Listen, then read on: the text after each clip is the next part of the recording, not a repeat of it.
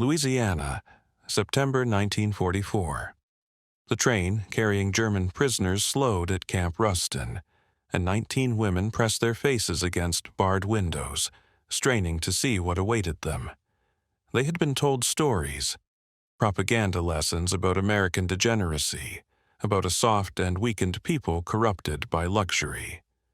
Then the guards appeared on the platform, 6 feet tall, broader than any man they'd seen in years of wartime rationing.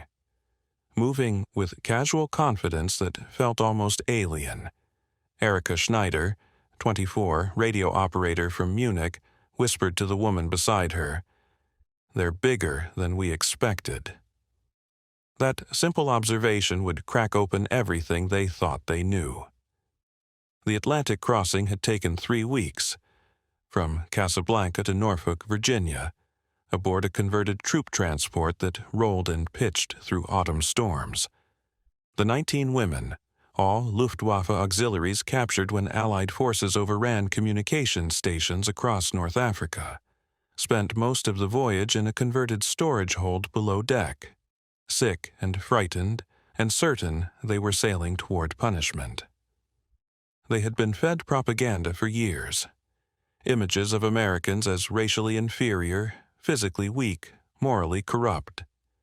Cartoons showing small, cowardly soldiers dependent on technology because they lacked German strength and discipline. Stories of American brutality toward prisoners, beatings, starvation, humiliation designed to break the spirit. Erika Schneider believed most of it. She had no reason not to. She was 24, educated in a system that had controlled information since she was 12. Her father had been a schoolteacher before the war, loyal to the regime, teaching his daughter that Germany represented civilization's peak and that enemies were inferior by definition. When the ship docked at Norfolk, the women were transferred to a processing facility. Concrete buildings, chain-link fences, guards with rifles who spoke no German. They were photographed, fingerprinted, examined by military physicians who were professional but distant. The process took 2 days. Then they were loaded onto a train heading west. The journey across America stunned them into silence. They had expected ruins. Surely a nation at war would show signs of sacrifice, of struggle. Instead, they saw cities with lights blazing at night, farms with full barns and fat cattle, towns where children played in streets without fear of air raids. The abundance felt obscene, impossible, like a staged performance designed to deceive them. "It can't be real," whispered Greta Hoffman, 31, a communications officer who had worked in Tripoli. "They must be showing us only the good parts." But the train rolled for days, and the good parts never ended. Through Virginia and Tennessee and Arkansas, past fields heavy with crops, past towns that showed no bomb damage, past people who looked well-fed and unafraid. Erika pressed her forehead against the window, trying to reconcile what she saw with what she'd been taught. If Americans were soft and weak, how had they built this? If they were starving and desperate, where was the evidence? The questions unsettled her more than any answer could have. Camp Ruston, Louisiana, September 15, 1944. The train slowed as it approached the installation. Through windows clouded with dust and condensation, the women glimpsed guard towers, barbed wire fences, rows of wooden barracks stretching toward pine forests. It looked like every prisoner of war camp they'd imagined. Austere, functional, designed for containment. But when the train stopped and the doors opened, what they saw defied expectation. The guards stood on the platform in neat formation. There were 6 of them, all male, all wearing American Army uniforms with pressed creases and polished boots.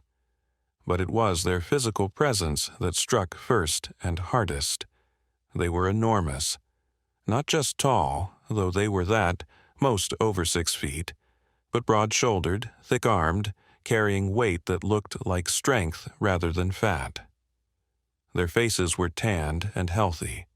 Their movements were confident, relaxed, showing none of the tension or hunger that marked every German soldier the women had seen in the final months before capture.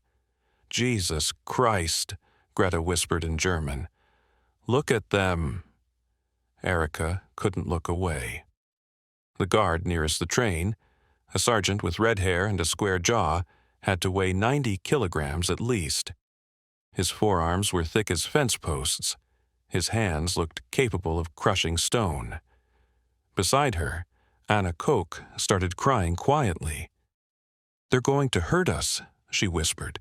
"Look how big they are. They're going to—" "Quiet," Erica hissed, though her own heart hammered against her ribs. The sergeant stepped forward, spoke in accented but comprehensible German. "Exit the train in single file. Bring your belongings. No running, no talking. Follow instructions." His voice was deep but not unkind. He didn't shout, didn't threaten, simply gave orders and waited. The women filed out slowly, clutching small bags that held everything they owned. Erica descended the steps carefully, legs shaky from days of travel. When she reached the platform, she found herself standing 5 feet from the red-haired sergeant. He looked down at her. She was 165 centimeters tall, average for a German woman, and the difference in their heights made her feel like a child. "Name?"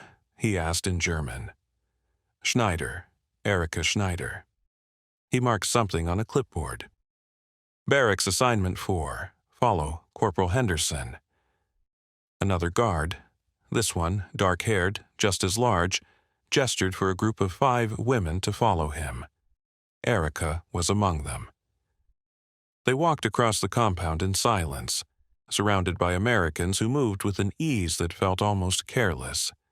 No tension, no fear, just men doing jobs, confident in their strength and their authority. The contrast was staggering. Every German soldier Erica had seen in the past year had looked thin, exhausted, running on adrenaline and ideology. These Americans looked like they'd just eaten full meals and slept 8 hours and could fight a war without breaking stride. "How?" Greta whispered behind her. "How are they so—" She didn't finish, but Erica understood the question. How could a supposedly inferior people look so strong? How could a nation at war for 3 years show no signs of strain? The propaganda had been wrong. Catastrophically, fundamentally wrong. And if it was wrong about this, what else was wrong? Barracks 4 was a wooden structure with screens on the windows and a pot-bellied stove in the center. 20 bunks lined the walls, 10 per side, with thin mattresses and wool blankets. A single light bulb hung from the ceiling. At the far end was a small bathroom with 3 sinks, 2 toilets, and a shower. Corporal Henderson, the dark-haired guard, showed them around with efficient gestures. Beds are first come, first served. Bathroom is shared. Lights out at 2200. Wake up at 0600. Mess hall opens at 0630. His German was worse than the sergeant's, but he supplemented with hand gestures and pointing. When he finished, he positioned himself near the door and simply waited while the women claimed bunks and unpacked their meager belongings. Erica chose a bunk near the window. She sat on the edge, testing the mattress, thin but clean, and watched Henderson through lowered lashes. He was young, maybe 25, with broad shoulders and hands that dwarfed the clipboard he held. But what struck her most was his posture. He stood relaxed, weight on one leg, expression neutral. Not menacing, not even particularly interested, just present, doing a job. She had expected cruelty, leering looks, comments, threats. But Henderson simply stood there, occasionally making notes, waiting for the women to settle. "Why aren't they hurting us?" Anna whispered from the next bunk. Erica had no answer. After 30 minutes, Henderson spoke again. Dinner in 1 hour. Formation outside the barracks. Someone will escort you. Then he left. Just walked out, closing the door behind him. No lock turned. No bar dropped into place. They weren't locked in. The women sat in stunned silence for several moments. Finally, Greta stood and walked to the door, opened it slowly, looked outside. "There's a guard," she reported, "about 10 meters away, but he's just standing there, not even looking at us." "Test it," said Liesl Braun, 28, a cipher specialist who had maintained the hardest edge of any of them. "Walk out, see what happens." Greta hesitated, then stepped onto the small porch that fronted the barracks. The guard, yet another large American, glanced at her but didn't move, didn't speak, just watched. Greta stood there for a moment, then came back inside. "Nothing," she said. "He just looked at me, didn't say anything, didn't do anything." "They're waiting," Liesl said, darkly. "Building false security, then they'll strike." But Erica wasn't sure. She thought about Henderson's bored expression, the sergeant's professional efficiency, the casual confidence all the guards displayed. These weren't men preparing to abuse prisoners. These were men who had already won and knew it. Dinner formation happened at 1800 hours. A different guard, older, gray-haired, just as physically imposing, lined them up outside the barracks and marched them to the mess hall with no words and no drama. The mess hall was a large wooden building with long tables and benches. American soldiers ate at half the tables. German prisoners, all male, maybe 200 of them, occupied the other half.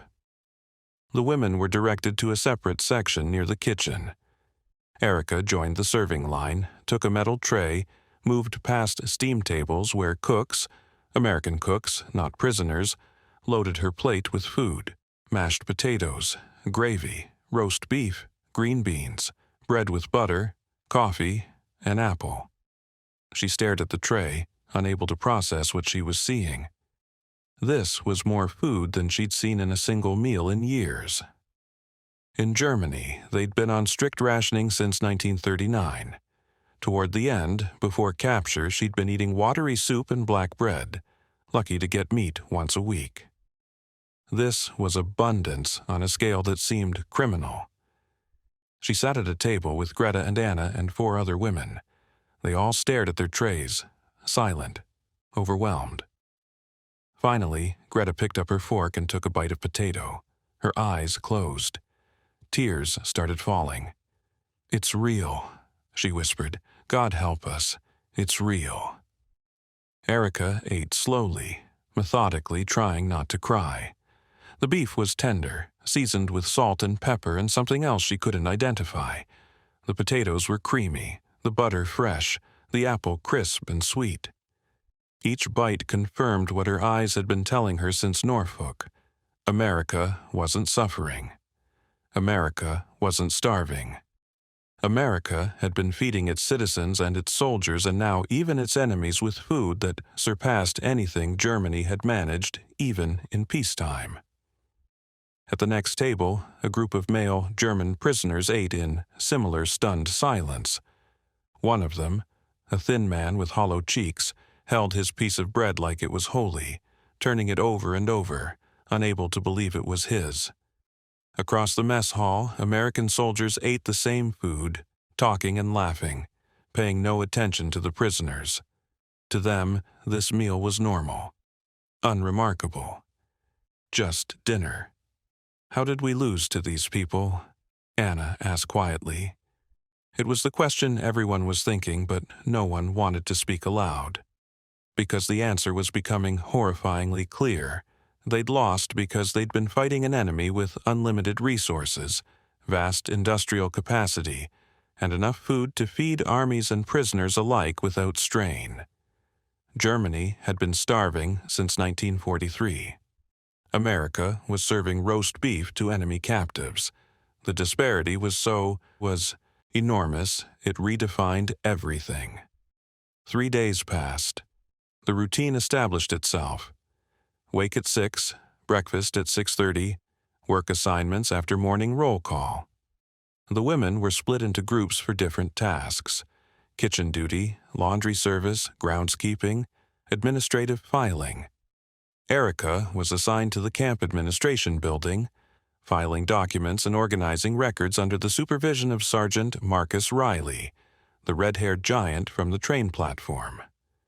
Riley was 32, from Nebraska, with a face that looked carved from granite and a voice that carried authority without needing volume. He stood over 6 feet 3 inches tall and weighed at least 95 kilograms of what appeared to be pure muscle. But what unnerved Erica most wasn't his size. It was his competence. He spoke 3 languages fluently: English, German, and French. He knew the Geneva Convention by heart and enforced its provisions meticulously. He managed paperwork with the efficiency of a born bureaucrat.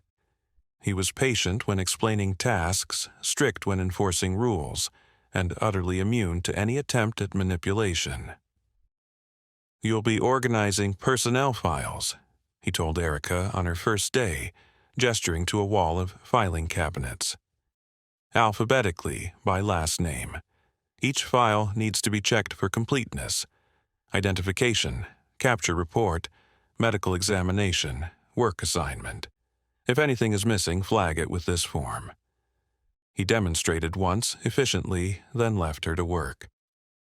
Erica spent the morning surrounded by files of German prisoners, hundreds of them, maybe thousands, all captured across North Africa and Italy, all now held in camps scattered across America. Reading through them was like witnessing the collapse of everything she'd believed. These weren't soldiers defeated by superior tactics. These were men who had been overwhelmed by sheer material abundance. One file noted, "Prisoner reported extreme surprise at food quality and quantity, stated that American rations exceeded anything available to German forces even in peacetime." Another, "Subject expressed disbelief at seeing fresh fruit in mess hall, asked if it was a special occasion, informed it was standard daily provision." Over and over, the same theme: German prisoners confronting the reality that everything they'd been told about American weakness was propaganda, and America was strong in ways they couldn't have imagined. At lunch, Riley ate at his desk while Erica filed documents. She watched him covertly. The easy way he moved despite his size, the unconscious confidence in every gesture. He ate a sandwich that looked small in his enormous hands, drank coffee from a mug that could have held half a liter. "You have questions," he said, without looking up. Erica froze. "Sir? I've been doing this for 2 years. I know when prisoners have questions. Ask them." She hesitated, then, "How are you so—" She struggled for the right word. "So healthy. You're at war. Your country should be rationing, should be thin, but all of you are big," Riley finished. He looked at her directly. "Because America produces more food than we can eat. Because our farms cover areas larger than most European countries. Because even at war, we have surplus." But the propaganda said, "Propaganda is lies designed to make you feel superior," Riley interrupted. "Your government told you Americans were weak because they needed you to believe it. If you'd known the truth, that America can field millions of well-fed, well-equipped soldiers while still feeding prisoners roast beef, you might have questioned whether winning was possible." Erica felt something crack inside her. "We never had a chance, did we?" Riley was silent for a moment. "No, you didn't. Not against this." He gestured vaguely toward the window, toward America beyond. "But that doesn't make you less human, doesn't mean you don't deserve decent treatment. You're just people who got caught up in something bigger than yourselves." It was the kindest thing anyone had said to her in months, and it came from a man who had every reason to hate her. Weeks turned into months. October gave way to November. The women adapted to camp routine with the resigned efficiency of people who had no other choice. Work, meals, sleep, occasional letters from home. Heavily censored, months delayed, often bearing terrible news. Erica received a letter from her mother in early December. The envelope had been opened and resealed multiple times, covered in stamps from various military postal services. The letter inside was 4 months old, written in August. Dearest Erica, I pray this reaches you.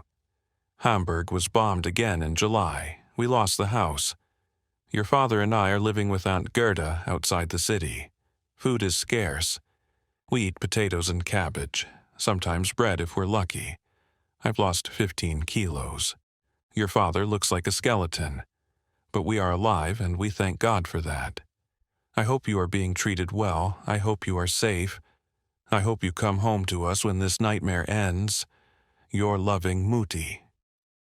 Erica read the letter 3 times, then folded it carefully and put it in the wooden box under her bunk where she kept her few possessions. Her mother was starving. Her father was starving. Her city was ruins. And she was eating 3 full meals a day, working in a heated office, sleeping in a clean barracks. The guilt was crushing. That evening, she stood outside the barracks in cold air that felt sharp against her face. The compound was quiet. Guard towers rose against a sky full of stars. Somewhere in the distance, a radio played music. American jazz, smooth and complex and utterly foreign. Sergeant Riley walked past on his rounds, saw her standing there, paused. You all right, Schneider? I received a letter from home. Riley waited. My parents are starving. My city is ruins. And I'm here, eating roast beef, warm and safe. She looked at him. How is that fair? Riley considered the question seriously. It's not. War isn't fair. You're experiencing the consequences of decisions your government made years before you were old enough to question them. Your parents are experiencing the same consequences. It's all profoundly unfair. But you're treating us well, Erica said. Better than we treated your prisoners, probably. Why? Because your government was wrong doesn't mean we have to be, Riley replied simply. Because we're trying to build a world where wars end and people go home and life rebuilds. Can't do that if we dehumanize everyone we fight. Can't build peace by creating more hatred. He paused, seemed to debate something, then continued. My brother was at Normandy. He's dead. Your military did that. But you personally didn't do it. You filed paperwork and encoded weather reports. Should I hate you for that? Should I starve you? What would that accomplish except making me as bad as the people we're fighting against? Erica had no answer. She stood in the cold, feeling small and confused and profoundly displaced from everything she'd once believed. Go inside, Riley said gently. It's cold. Get some sleep. She obeyed, but sleep was slow in coming. December brought unexpected developments. The camp chaplain, a Lutheran pastor from Wisconsin who spoke fluent German, organized Christmas services for the prisoners.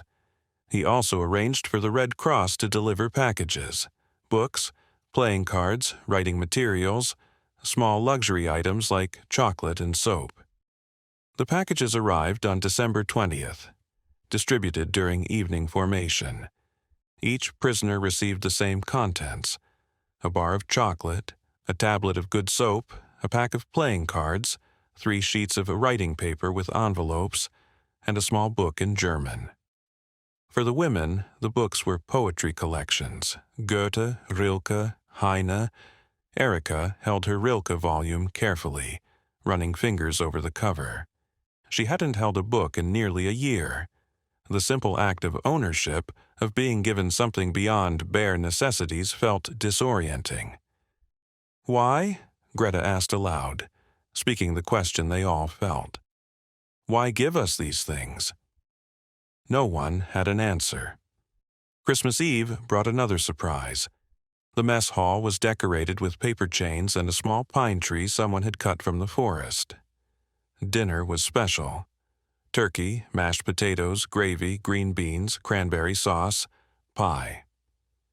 After the meal, the chaplain led a service. Hymns sung in German, prayers offered in multiple languages, a sermon about hope and redemption and the possibility of peace. American soldiers attended alongside German prisoners. The guards stood at attention, rifles at rest, faces neutral. When the chaplain asked them to sing Silent Night in German, 300 voices rose in uncertain harmony. Stille Nacht, Heilige Nacht. Erica sang with tears streaming down her face. Across the room, Sergeant Riley stood with his hands clasped behind his back, his expression unreadable. After the service, Riley approached her as the prisoners filed out of the mess hall. "My mother loves that hymn," he said quietly. "She always cries when she sings it. Says it reminds her that even in darkness there's light." "Does she know you're here?" Erica asked. "Taking care of enemy prisoners?" "She knows I'm doing my duty. That's enough for her." "And what is your duty, Sergeant? Just following orders?"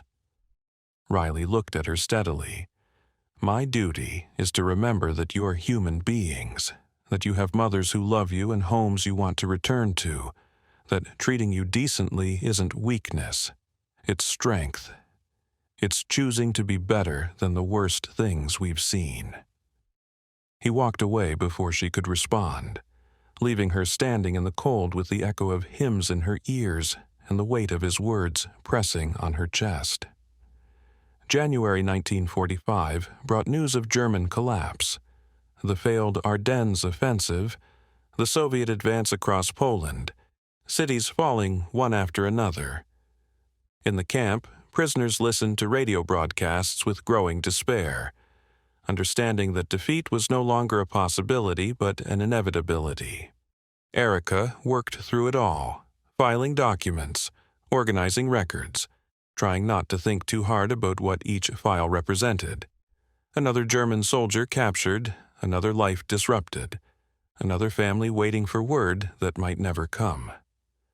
One afternoon in late January, Riley called her into his office. He sat behind a desk covered in paperwork, looking tired. "Sit down, Schneider." She sat, nervous. Had she done something wrong? "I've been reviewing your file," Riley said. "You were a radio operator, meteorological communications, low-level classification, no evidence of direct participation in combat operations or—" He hesitated. "Other activities." Other activities. She knew what he meant. The camps, the atrocities, the things they were all learning about now, as American newspapers circulated through the compound, carrying photographs and reports that made her want to vomit. "I didn't know," she said desperately. "I swear I didn't know." "I believe you," Riley interrupted. "Most people didn't know, or didn't want to know. There's a difference, but it's smaller than you think." He paused. "The point is, when repatriation begins, and it will, probably this year, you'll likely be cleared quickly. Low threat, no evidence of crimes. You'll go home." Home. The word felt hollow. "And do what?" Erica asked. "Go back to rubble, find my starving parents? Live in occupied Germany under foreign control?" "Yes," Riley said simply. "That's exactly what you'll do. Because that's what rebuilding looks like. It's not glorious. It's just work." "But I don't want to leave," Erica said, and realized as she said it that it was true. "Here, I'm safe. I have food. I have work. I don't have to see what Germany has become. I don't have to face what we did." Riley's expression hardened. "You don't get to hide here, Schneider. You don't get to stay comfortable in an American prison camp while your country rebuilds. You were part of what Germany was. Now you need to be part of what it becomes. But I'm just one person, Erica protested. "What difference can I make?" "Same difference anyone makes," Riley replied. "You can choose to be decent, to treat people well, to reject the ideology that led to this mess. One person at a time, that's how countries change." He stood, signaling the conversation was over. "Get back to work and start preparing yourself. You won't be here forever." April brought warmer weather and news of Germany's final collapse. Berlin surrounded. Leaders meeting tragic fates in bunkers. Surrender imminent. In Camp Rustin, prisoners waited with mixed dread and relief, knowing the end was near, but uncertain what ending would mean. Erica had grown accustomed to camp life in ways that frightened her. She knew every guard's name. She understood the routines perfectly. She could navigate the bureaucracy like a native. She spoke English fluently now, with hardly any accent. America felt more familiar than Germany, and that realization was profoundly disturbing. One evening in late April, she sat under a live oak tree near the women's barracks, watching the sun set through pine branches. Sergeant Riley approached, carrying 2 mugs of coffee. He handed one to her and sat on a nearby bench. "War's almost over," he said. "Yes. You'll go home soon." "Yes." They sat in silence, drinking coffee as light faded, and evening shadows stretched long across the compound.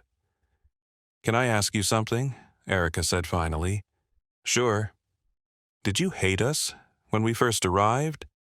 Did you look at us and think, these are the enemy? These are the people whose government hurt my country, took my brother?"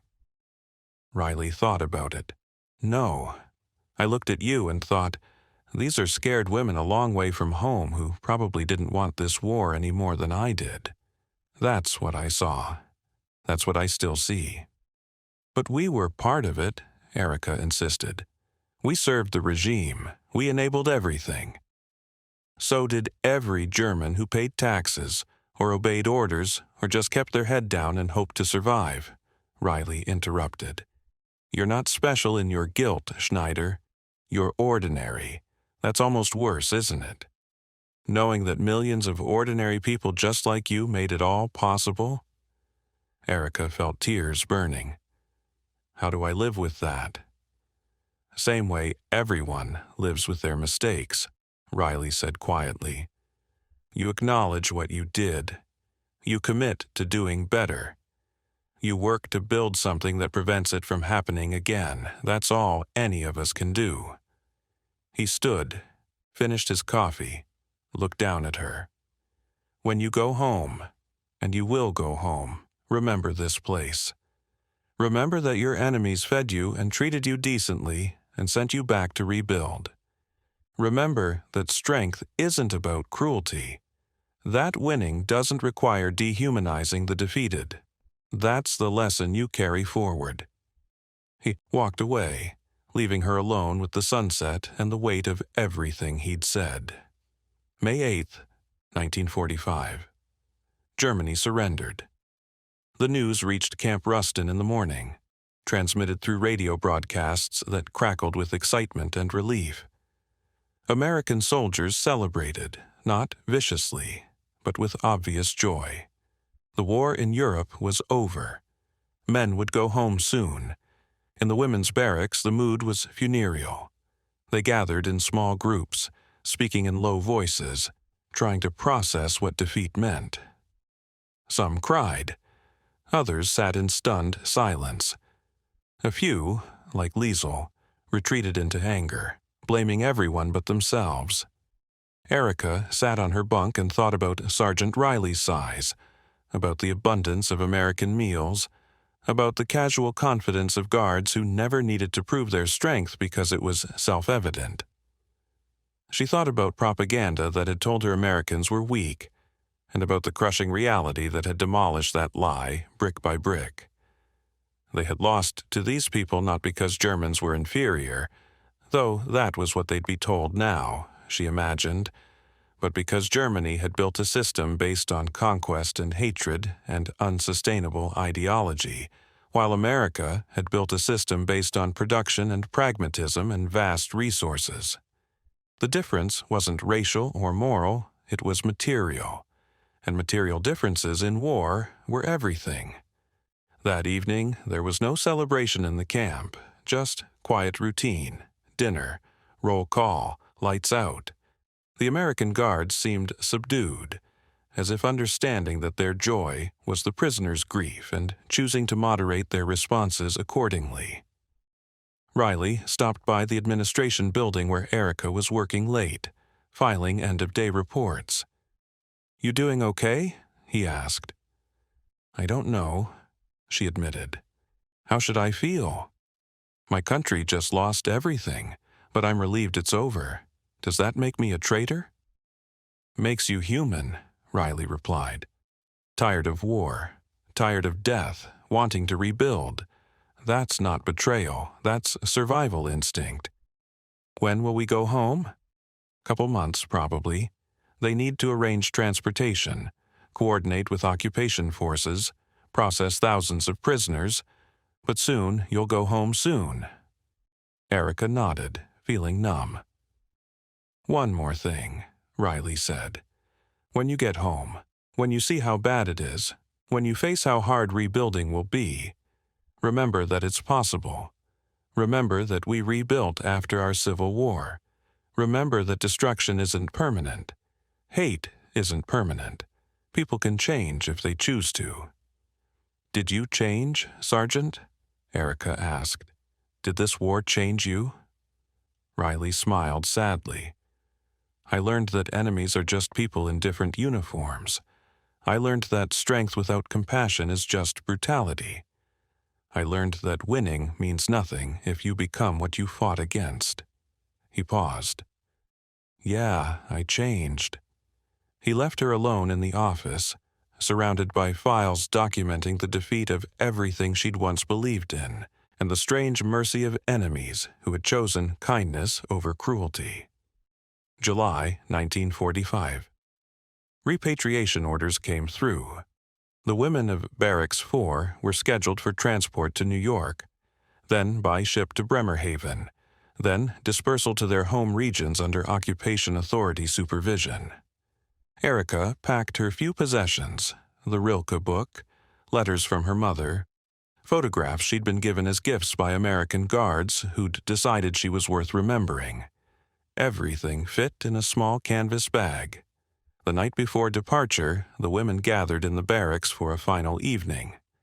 Some talked about what they'd find at home. Others made plans to stay in touch, though everyone knew those plans would probably fail. Greta cried. Anna was silent. Liesel maintained her bitter edge to the end, refusing to soften even now. Erica walked outside into humid Louisiana night and found Sergeant Riley standing near the barracks, smoking a cigarette. "Couldn't sleep?" he asked. "No." He offered her the cigarette. She took it, dragged smoke into her lungs even though she'd never smoked before. "I want to thank you," she said, "for treating us like people, for being," she struggled for the word, "bigger than you needed to be." Riley smiled at the phrasing. "We're all bigger than we need to be, that's the point. We choose how to use that size. Cruelty or kindness, oppression or mercy. You chose mercy. We chose to act like decent people even toward enemies. That's not mercy, that's just being human." They stood in silence, listening to cicadas sing and distant thunder rumble across pine forests. "What will you remember about us?" Erica asked. Riley thought about it. That you were brave, that you survived, that you faced the collapse of everything you'd believed and didn't break. That's worth remembering. "What should I remember about you?" she asked. "That we were just soldiers doing a job, that we tried to do it honorably, that we believed treating prisoners well wasn't weakness, it was strength." He paused. "And that we were bigger than you expected. And that made all the difference." Erica laughed, despite everything. "Yes, You were definitely bigger than we expected." Dawn came gray and humid. The women assembled outside the barracks with their bags, waiting for transport to the train station. Guards formed a loose perimeter, not threatening, just present, guiding without force. Sergeant Riley stood near the truck that would take them to the station. As each woman climbed aboard, he shook their hands, a formal gesture that felt oddly appropriate. When Erica reached him, he held her hand for a moment. "Good luck, Schneider. Rebuild well." "Thank you, Sergeant, for everything." She climbed into the truck, found a seat near the window. As the engine started and they pulled away, she watched Camp Ruston recede. The barracks, the mess hall, the administration building where she'd spent months filing documents and learning that enemies could be decent. Greta sat beside her, crying quietly. "I don't want to go back. I don't want to see what Germany has become." "Neither do I," Erica admitted. "But we don't have a choice. This is what losing means. We face it. We fix it. We make sure it never happens again." The truck rolled through Louisiana countryside, green and lush and utterly foreign. Through the window, Erica glimpsed farms with full barns and fat cattle, towns with lights burning even in daylight, people who looked well-fed and unconcerned about war. She thought about propaganda posters showing weak Americans dependent on money instead of strength. She thought about the reality. Guards like Riley who towered over them physically and morally, choosing kindness when cruelty would have been easier and perhaps even justified. She thought about going home to rebuild a country that had lost everything because it had believed lies and followed leaders who promised superiority while delivering destruction. And she thought about carrying forward the lesson that strength without compassion is just brutality, that winning means nothing if you become monsters, that the truly strong are those who choose mercy even toward the defeated. Erica Schneider returned to Germany in August 1945. Hamburg was worse than she'd imagined. Block after block of ruins, people living in cellars, hunger everywhere. Her parents had survived, but were skeletal, aged beyond their years. She worked rebuilding what the war had destroyed. Physical labor, clearing rubble, salvaging materials, helping reconstruct buildings. But also psychological labor, confronting what the regime had done, facing guilt and shame and complicity, trying to build something better from complete collapse. She married in 1948 a man named Thomas who had been a prisoner in England and carried similar stories of unexpected kindness. They had 3 children and told them about the war not as glory, but as warning. In 1965, Erica received a letter from America. Sergeant Marcus Riley, now retired, had tracked her down through Red Cross records. The letter was brief. "Dear Mrs. Schneider, I hope this finds you well and thriving in rebuilt Germany. I often think about the women from Camp Ruston and wonder how you all fared. I hope you found the strength to rebuild both your country and your lives. I hope you passed forward the lesson that even enemies can be decent, that mercy matters, that we're all just people trying to survive in circumstances beyond our control. Best wishes, Marcus Riley." She wrote back immediately. They corresponded for years. Annual letters, holiday greetings, photographs of growing families. The correspondence became a thread connecting 2 people who had been enemies and had learned that enmity was smaller than humanity. In 1988, Erica visited America for the first time as a free citizen. She traveled to Nebraska, met Riley and his wife, saw photographs of his grandchildren. They sat on his porch drinking coffee and talked about Camp Ruston, about the war, about the strange grace of surviving. "You were bigger than we expected," Erica said, echoing that first observation from 44 years earlier. Riley laughed. "And you were stronger than you knew. You survived. You rebuilt. You raised children who will never repeat those mistakes. That's everything. Erica Schneider died in 2003 at the age of 83. Among her possessions, her children found the Rilke book given to her at Camp Ruston, letters from Marcus Riley spanning 5 decades, and a photograph of Riley and other Camp Ruston guards inscribed, "To Erica, proof that enemies can become friends and that mercy is stronger than hatred. Mr. 1945." At her funeral, her daughter read from one of Erica's letters to Riley, written in 1990. "I think often about that first moment when we saw you guards on the platform, so much larger than we'd been told to expect, so much stronger than propaganda had prepared us for. That physical disparity symbolized everything we learned in the following months. You were bigger than we expected in every way. Physically, morally, psychologically. You had the power to hurt us and chose kindness. You had victory and chose mercy. That lesson shaped everything that came after. Germany rebuilt because people like me carried home the knowledge that strength doesn't require cruelty. Thank you for teaching us that. Thank you for being bigger than you needed to be." The story of German POWs in American camps became part of both nations' histories. For Americans, it represented an ideal that even in war, even toward enemies, decency was possible. For Germans, it became a reminder that defeat hadn't meant destruction of humanity, that their enemies had chosen mercy when vengeance would have been easier.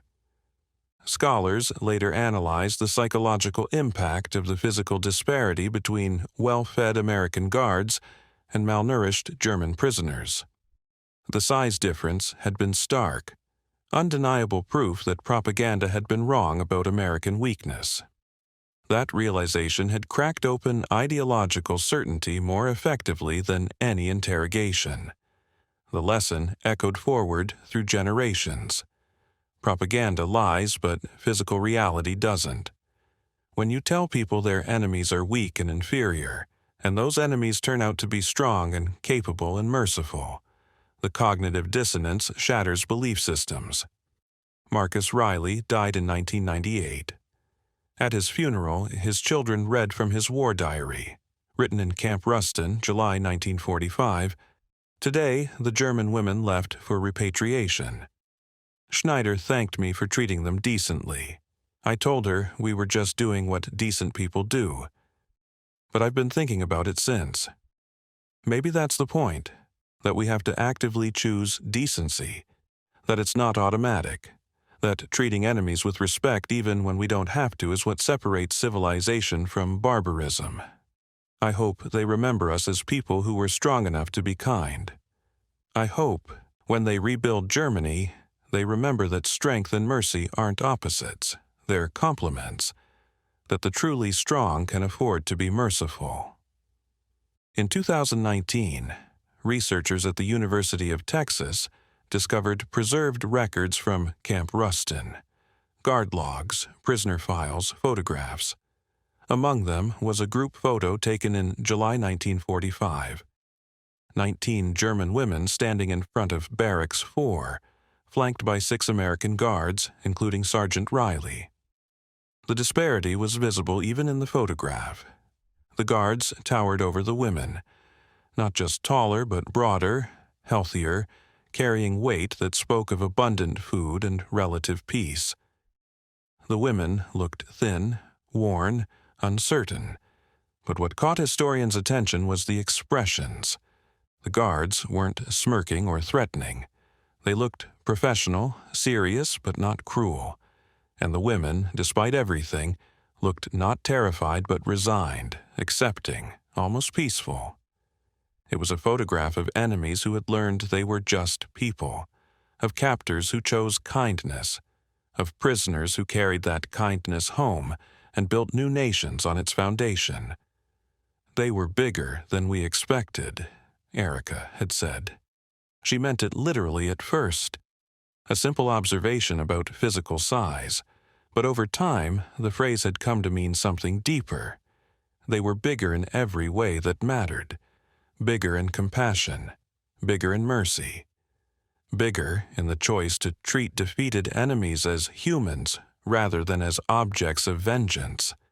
That choice, repeated thousands of times across hundreds of camps by thousands of guards who could have chosen cruelty but chose decency, changed the world.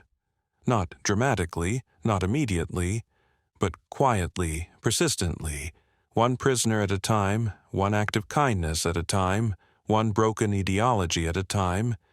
They were bigger than expected. And that made all the difference.